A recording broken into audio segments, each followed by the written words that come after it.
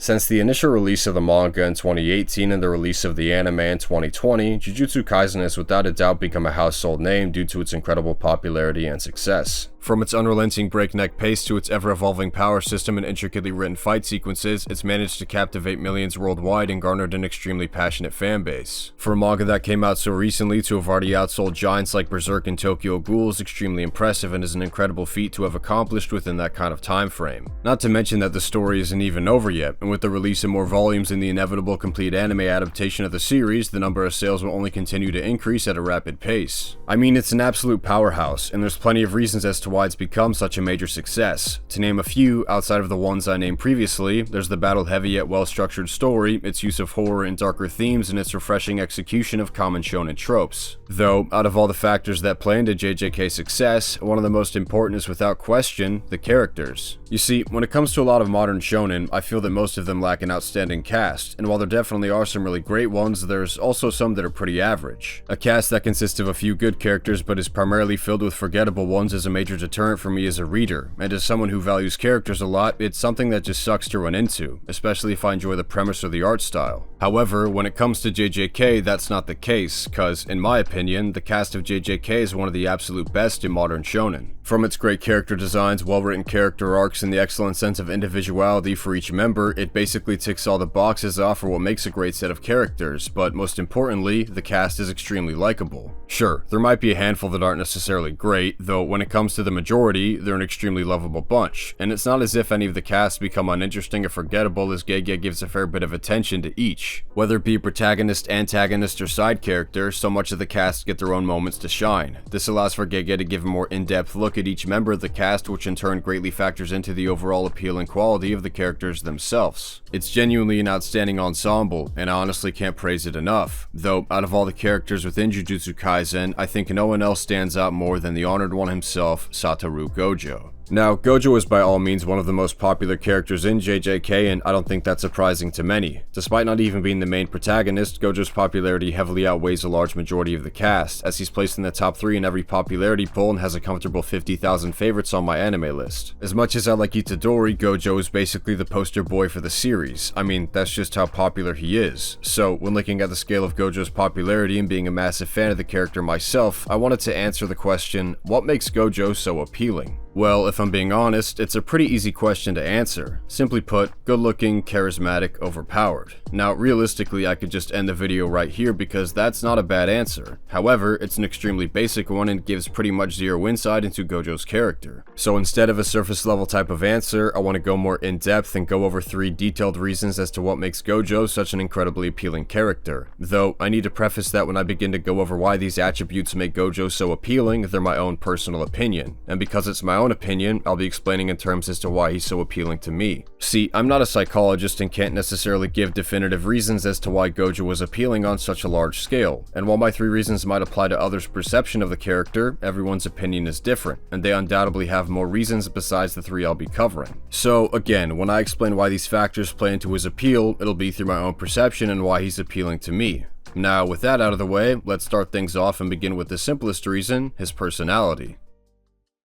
When it comes to a character's personality, I feel that it plays a major role in someone's opinion of that character's personality has the ability to make or break that opinion and the overall enjoyment that someone would derive from the character. If a character doesn't have an aspect of their personality that you connect with or find enjoyable, then your outlook will be negative, and of course, when it's the other way around, it would be positive. Regardless, personality is key when it comes to a character's appeal, and in the case of Gojo, I personally really enjoy his personality, but it's sort of a mixed bag. And no, I don't mean that as in there's things I strongly dislike about his personality. What I mean is that there's just a lot of different elements to it. For starters, when it comes to first impressions, Gojo comes off as a little bit twisted and conceited. Every time he interacts with someone he has a poor opinion of, like the higher-ups or his enemies, he is beyond disrespectful. By use of insults or threats, he belittles those who might pose as a symbol of authority or anyone showing any malicious intent towards him. He also annoys other characters, can be cold towards his comrades, and tends to have a carefree attitude at times when he probably shouldn't. Now, from that description, you probably probably wouldn't say that Gojo was appealing whatsoever, and are most likely questioning when I said that there wasn't anything I really disliked about his personality. However, those quote-unquote negatives should be taken at face value, as in my opinion, they're actually positives that stem from the more likable aspects of his personality. The conceit, disrespect, and carefree attitude that he gives off all come from this innate sense of extreme confidence that he exudes. A confidence that for other characters might seem arrogant, but in the case of Gojo, it's entirely justified because he has every right to be that confident.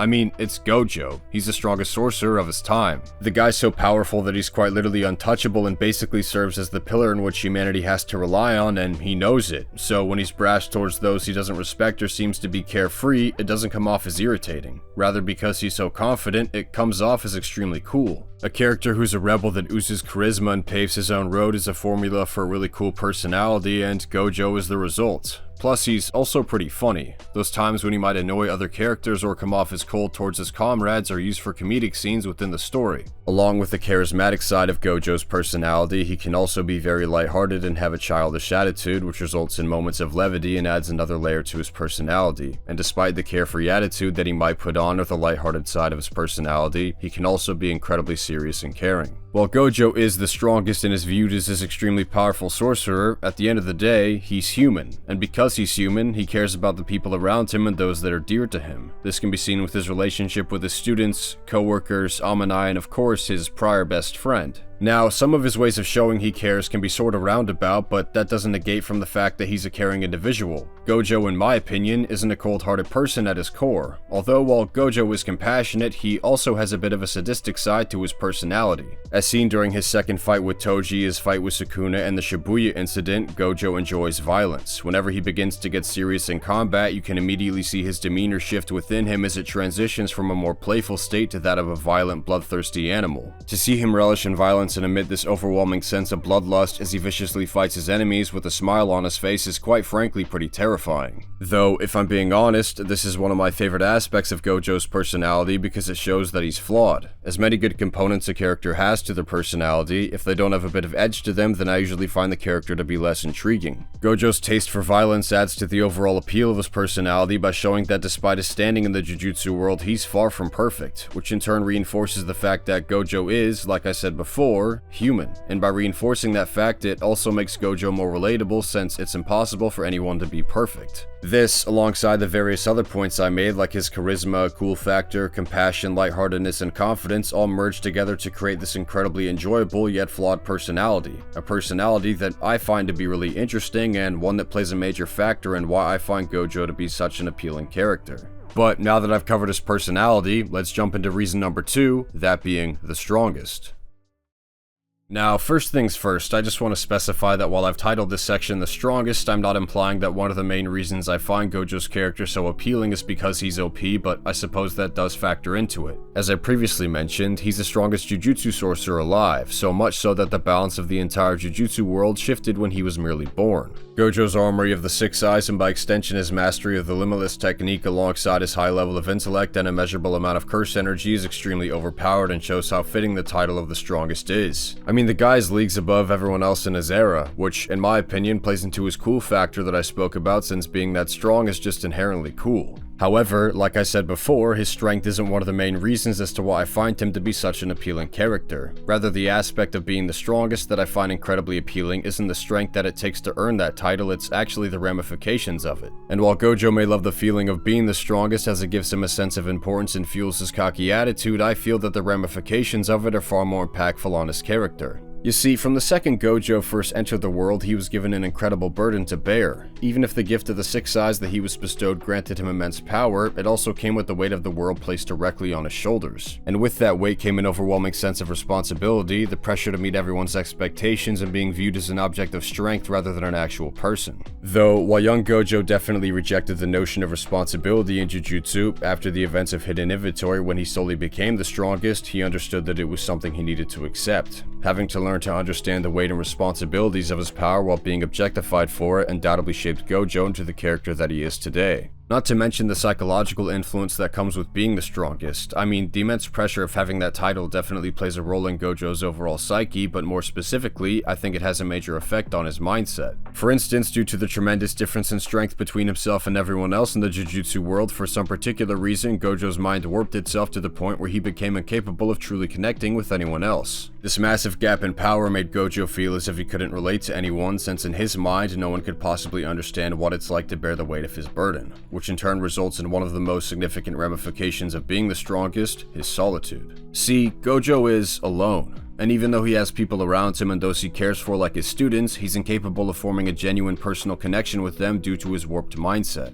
However, that wasn't always the case, as the title of the strongest wasn't always singular, but rather plural. To be precise, it was a duo, with half of the pair obviously being Gojo, and the other his best friend Geto. Now, Gojo and Geto's friendship is obviously very crucial to the events of JJK, but it's also an incredibly significant factor of Gojo's character. Since Geto was on a similar stature and power with Gojo, he was the only one Gojo ever viewed as an equal, and because of that, he also was the only one who could relate to him. So when it came to the title of the strongest, rather than it be applied to an individual, they used the term to refer to the two of them together. But that would soon change, as after the events of Hidden Inventory and Gojo's rematch with Toji when he awakened the true power of the Limitless technique, the hierarchy in strength took an abrupt shift. From what was once the duo saying we're the strongest transitioned to just Gojo being the strongest, resulting in a distance between the two which would eventually be followed by Geto's fall from grace into darkness. A fall that heavily impacted Gojo since despite being the strongest, he wasn't able to save the only person who had the ability to stand alongside him, but most importantly, he couldn't save his friend.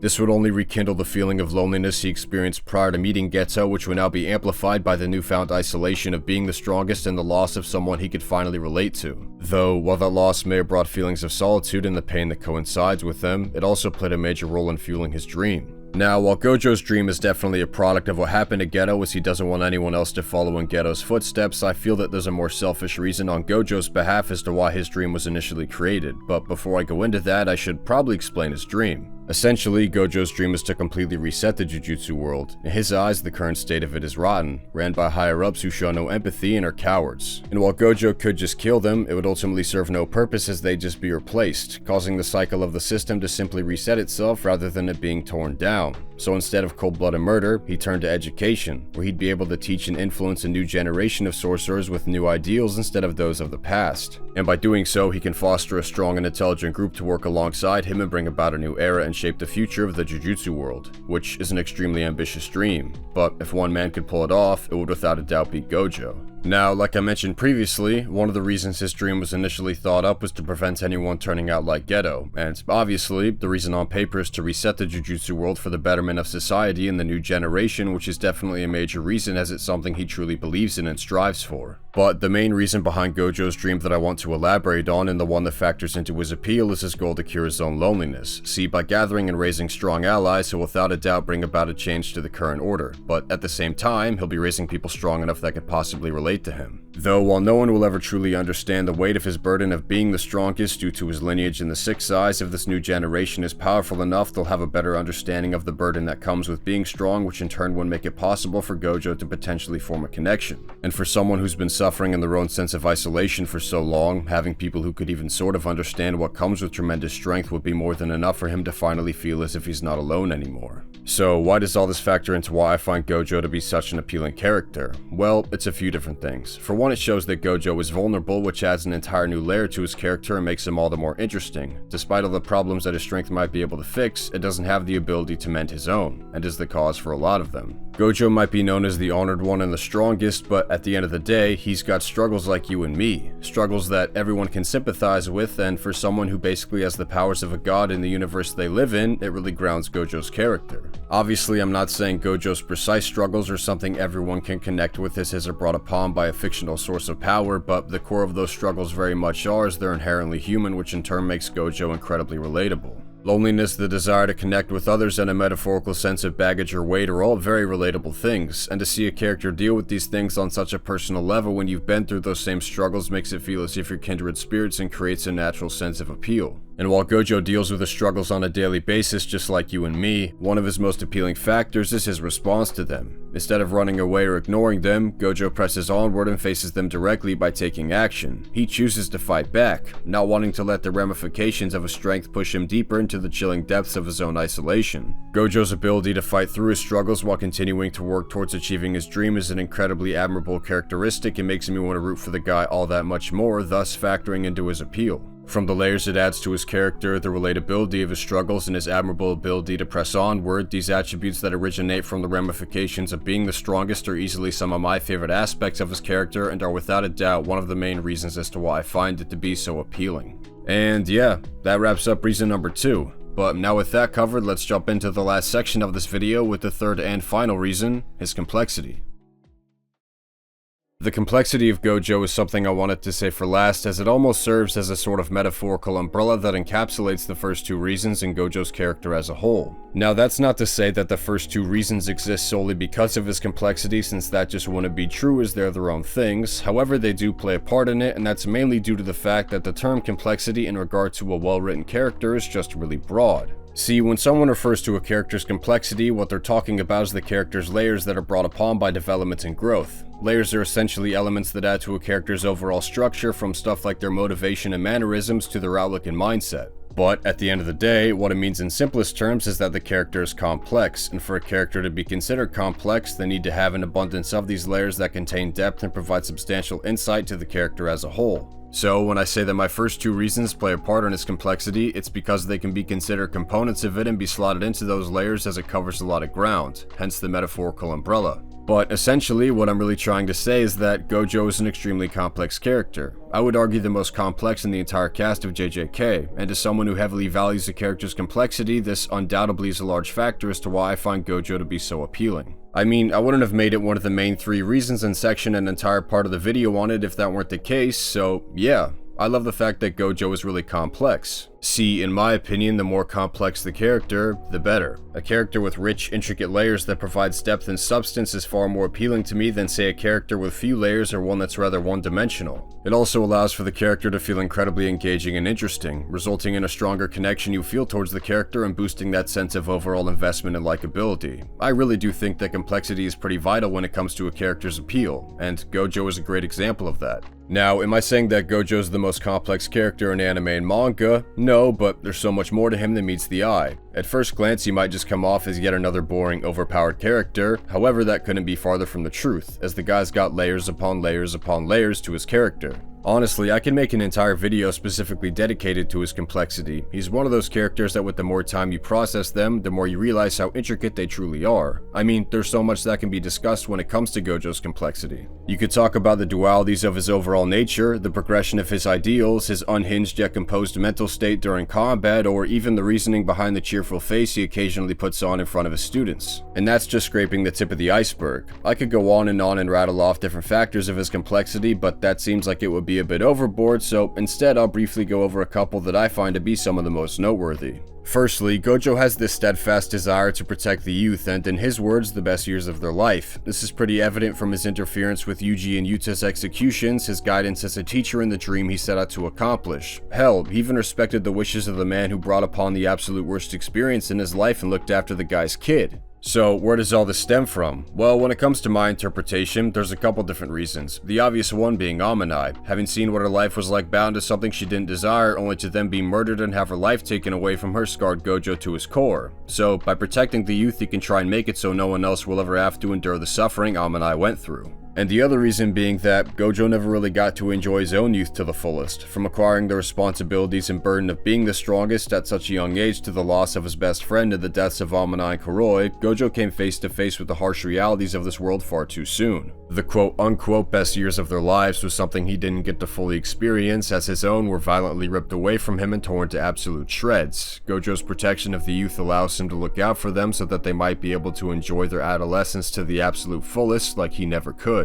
And secondly, the next factor in his complexity that I find to be one of the most noteworthy is his moral ambiguity. Throughout the course of JJK's story, the evolution of Gojo's morals has been quite fascinating to say the least. During the events of Hidden Inventory, Gojo's morality is first established to be a bit questionable. See, Gojo in his youth didn't particularly care for anyone he deemed weak, claiming that it was a pain to look out for them and just had an overall nasty outlook when it came to normal civilians or sorcerers he didn't consider strong. And while he still protected them, he viewed it more as a chore rather than something that was necessary or something he cared about. Though, that opinion on the weak and his morals would change after Amanai's death, as the mental repercussions of failing to protect someone altered his view to the point where saving and protecting people became a priority. Basically, he adopted Geto's previous mindset of Jujutsu existing to protect the weak before Geto's view shifted to the polar opposite. Now with that, you could say you had a good idea about where Gojo's morality sits at, however there's still more to it, as the events of Shibuya shed more light on the matter. As I mentioned previously, Gojo isn't cold-hearted at his core, though that's not to say that he's not capable of being cold-hearted, as he very much is. During his fight in Shibuya, despite making it a priority to protect the weak, he allowed some of them to die at the hands of cursed spirits, and it's not as if he wanted them to die as he was clearly distraught witnessing the murder of innocents surrounding him, but he was willing to make certain sacrifices in order to achieve the larger goal at hand. So despite the protection of innocent lives being a core staple in both his morals and his role as the strongest, he's fully capable of letting his morality falter. I mean, even if it was the best he could possibly do to keep casualties at a minimum, or was sorry about not being able to save everyone and promised to exercise the spirits in return, it doesn't negate from the fact that he let innocents die.